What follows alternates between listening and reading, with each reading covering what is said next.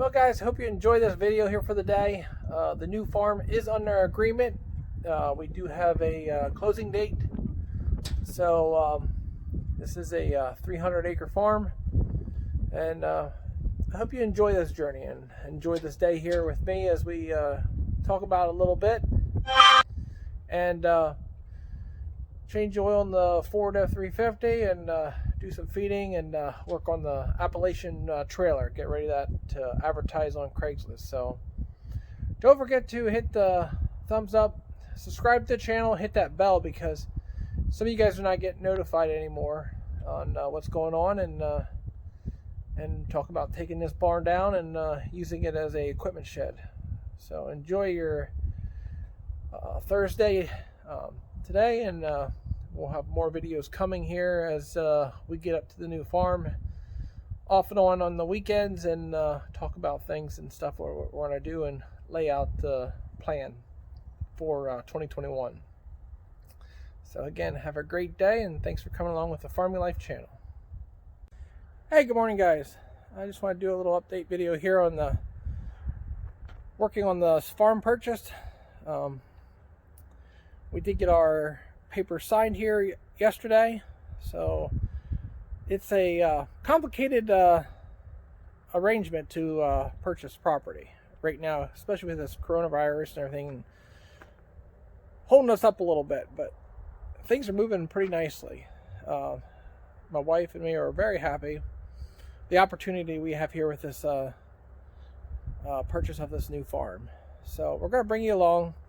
I'm changing the engine oil here in the Ford F-350 right now. I'm putting in some Pico oil and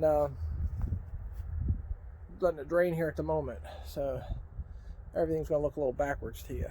So yeah, I wanted to make this video and try to bring you along as much as possible.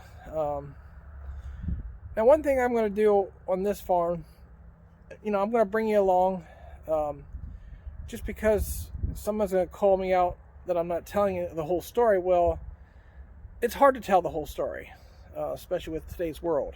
And I want to bring you as much as possible, and as we grow, and I'm going to talk to you a little bit out in the steer barn here about taking that building down and our plans for the new operation.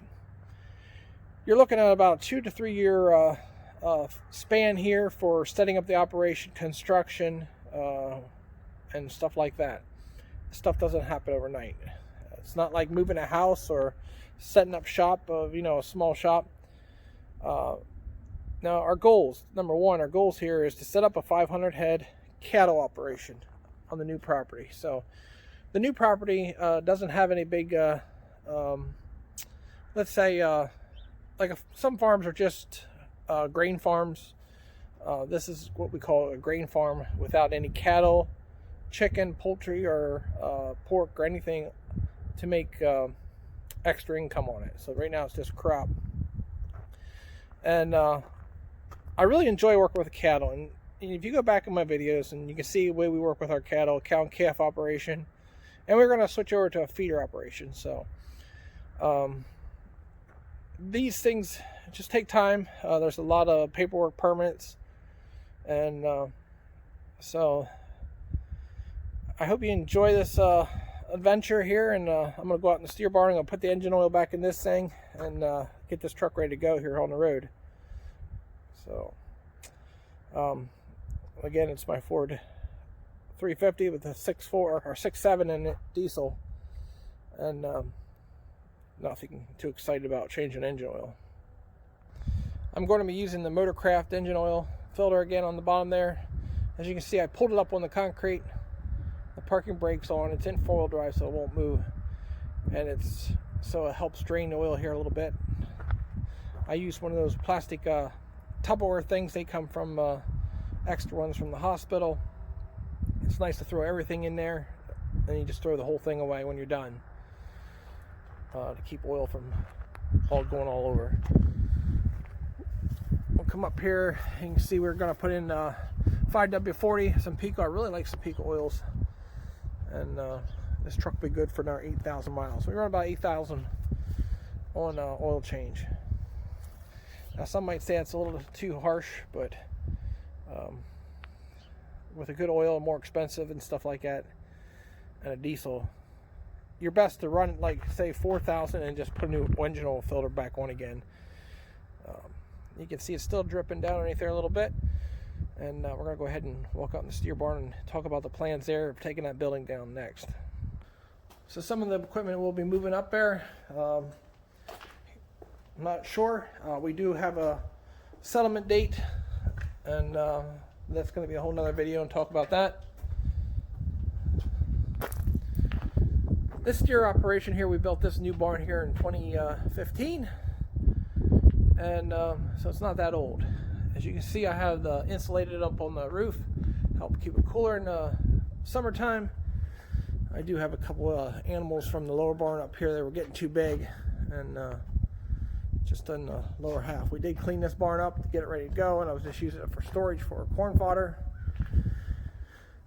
We got the curtains on, and when we designed this building, I designed everything pretty much easy to go. There you can see we used the brackets there for the bottom. They're 6x6s. The bracing will just knock off, then it gets all thrown away. There's not that much money involved in bracing, so you don't retake that. It is bolted on a 2x12 up there on every one. The trusses are nailed up there against the 6x6, so that won't take too much to pull those nails out. So not a lot of work in here to tear this down. The pipes, the gates, they were all easy to come out. Everything's bolted on, nothing's welded. That's one thing we didn't do. The only reason I did that is because I didn't know if the beef market would crash. Then we would have put pigs in here or use it for farm equipment. And I thought this would be an excellent building for storing equipment. I don't know if I'd put tin all the way around it. I won't use this building again for steers. This is going to be an equipment shed, is what I'm thinking. And was all we'd have to do is walls on the side. We'll do poured walls, just kind of like here again, lay block, and get our dimensions, and we'll just set this up on gravel at first, maybe pour concrete. Curtains, we might put the curtains back on, or we might just put tin all the way around. Keep the doors the same, have a big door here, and a little door there, and then maybe close that whole end in over there. And the tin on top, I don't know if I would reuse it personally. You'd have to put new insulation down. That stuff is so hard to re-roll up and take it with you, but this is a simple building to move, and then the metal work can go in another building, or yeah. So I don't have 100% figured out, but at this point I was thinking of just pouring walls on each side, like you see it here over there on the left. Just pour a wall up and pour a wall on this side, and then set this building right back on, keep it a nice 16-foot clearance, so you can pull equipment in or stack hay or fodder, like whatever you want. When we do design the new steer barn, it's going to have a slided floor up here where they stand all the time, so that goes right down in a pit, and then the back half we're going to always keep pen packed. That'll keep us 2 different manures to work with. So we'll use the water tanks over again. They're not that old. I don't know if I'll take these pipes with me here or not. They'll have to be all jackhammered out. I think they're reinforced with rebar. Alright, I'm back here at the truck. I'm going to go ahead and put the engine oil in, and I don't know how much I'll take you long, but I did put oil on the seal of the filter already, and I just kind of close that up to keep it from getting dirty. You can see the oil around there. I try to do it with new oil, and then when I go underneath there, I'll wipe the extra oil off with my rags that are laying underneath there already, and then we'll come back up on top when we start dumping this oil in. It takes these, they're 2.5 gallon jugs. Or they're 2 gallons, sorry, 2 gallons. So it takes all but a little bit in the one. So, and then we'll go back to the steer talking again. So I got cut off there with a phone call, and then you lose your train of thought. So I thought it'd be a good time to come back to the truck. All right, we got the oil filter on. You can see the number there, Ford Motorcraft. So we're going to go ahead and put some oil in. The oil plug's still out. I'm going to pour just a little bit in, help flush out the oil pan. Not necessary, but I like doing that. Another thing I want to do is build a nice shop with a power washing bay in it and stuff, so we can clean equipment and change oil like this and have a pit. It'd be really nice to have a pit. So hang on here. I'm going to go ahead and get some oil, and I think I have a used jug over here. I'll just dump in to flush it out. Alright, you can see a little bit coming out there yet. That's the oil I put through to flush it out. Again, not necessary, but something I like to do with my vehicles. We did put new tires on this truck here not too long ago, so that's ready to go. New inspection, so the truck's gonna get some miles on it here, going back and forth here a little bit. We're gonna put the rest of put the plug in next. Give it about a minute here and fill up with oil. Okay, you can see how I drain my jugs out a little bit. We are putting in a 5W40. Just let it drain out there a little bit. The funnel works really nice. I don't have much spillage. I usually let the dipstick out so it can get air through. So that's the first jug. It's 2 gallon. So we'll put this in here and leave about a quart out. And then we'll back it down and run it for a little bit, and then reset the oil change in the truck, and then we'll let it sit on a level spot and check it, and then top it off again. So I think it was last year we put these new Ford Motorcraft batteries in it.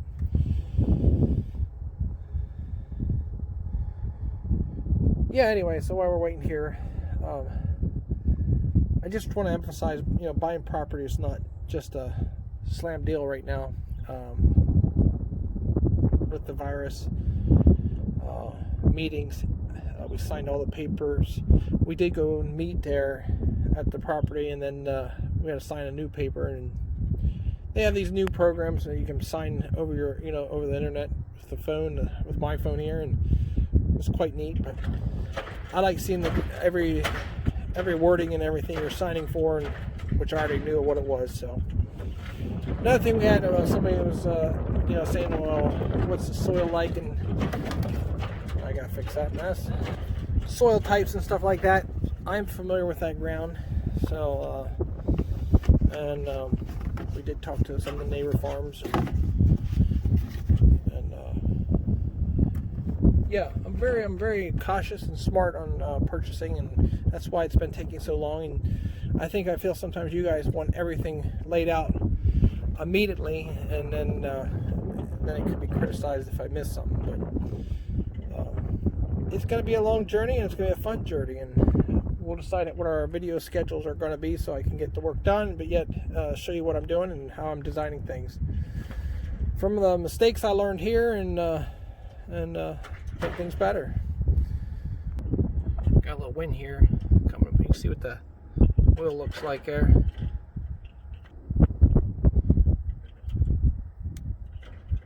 Almost looks like honey, so it's not a real dark oil.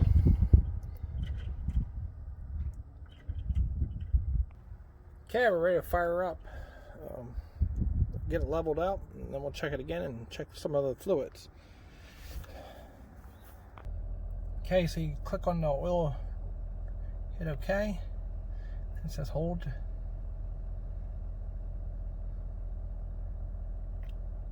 So that's all you have to do to reset it. Now I will write the miles down here. Go back up here.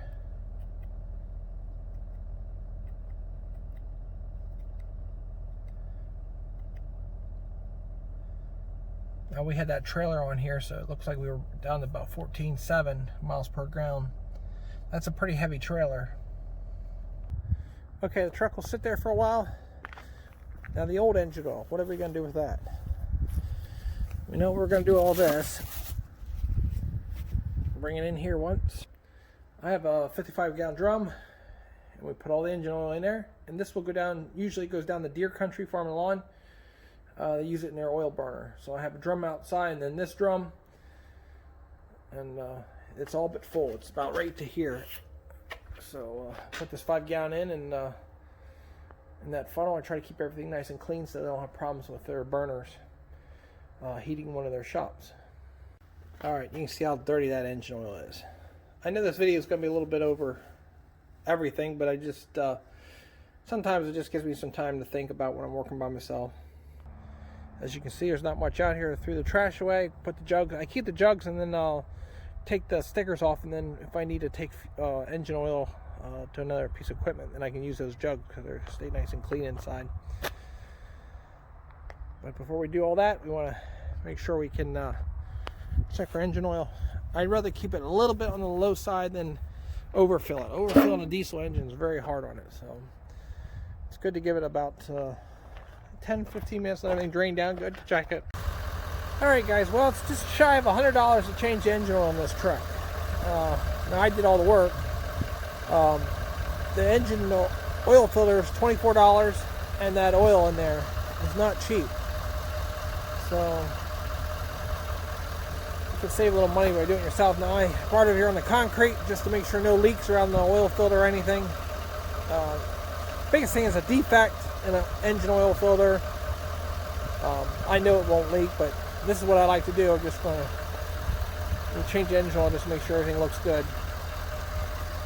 We'll go back in the steer barn here and let it run for about 5 minutes, and we got a seal to fix on the trailer next. Wheel seal. I am taking my other trailer down to an auction, and we'll talk about that here in a little bit. So just back here a little bit, I try to explain here on the fast side here what I want to do, and use this building here for our equipment shed. It's going to be expensive to take it down, but if we don't have to keep the metal on the roof or something like that. I know some of you might say we should keep the metal and just put the screws back in it. Never lines up, and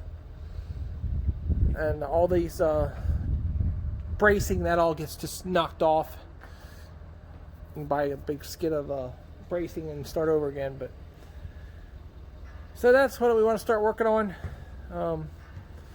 I know I said I wouldn't get this started, but again, it just, things are slow with the process of what's going on in the world and the election and everything else. So I'm gonna take you along. We'll run up here to the tire place, trailer place, and get a trailer cap. Then we'll go down to the other side where the trailer is, and I'm getting out ready to go down the road.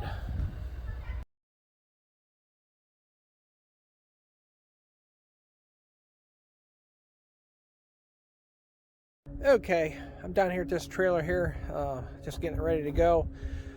I think I'm going to put this on Craigslist. Now, some of you are going to say, well, you just bought a trailer off Craigslist and you didn't think it was a very good deal. I mean, you were worried about things, but I just was up the trailer place and they were really looking for trailers, good used trailers. So I got the spare tire on there. I'm going to go ahead and grease the wheel bearings and put a new cap on back here. But yeah, this is just a used 24-foot Appalachian. The title's at $15,000. That's what it gross. It has 7,000-pound axles, I believe. I don't know how they do that, but I just looked at the title here. I have the title for it. The deck's all right. Then you get a nice spare tire. I did that there, just bolted on there. So we're going to fix that, and then we're going to pull it over here and take some pictures of it and put it on Craigslist. See if we can get a hit here in the next couple days. It could use a new deck. Still a lot of life in that yet. So I got new oil caps. I'm going to grease the bearings, and lights were all going over. So yeah, it'll make somebody a good used trailer to get started with a gooseneck. We'll see how long it sits here, but if it doesn't sell, it's going down to Leola auction here in January. So I'm going to go ahead and I need both hands and clean this bearing up a little bit, grease it, and put new caps on. Okay, what I do is I pump the old grease out and just go around here, wipe it off then. I've got lots of fresh grease in there. I'm just going to stick it there on the side of the tire for a minute. I'll wipe it off here. But just clean this nice and clean. It's all fresh grease. And then we're ready to put a cap on.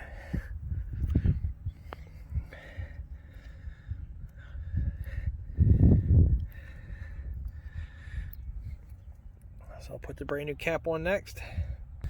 Okay, I grabbed the wrong cap. So those are the small ones. I need the next size bigger. So I have to run back up here to the trailer place quick. I should knock the one off. They come in sets of 2s. So just a short intermission here. Go to the trailer place here again, and we'll get a next size bigger cap.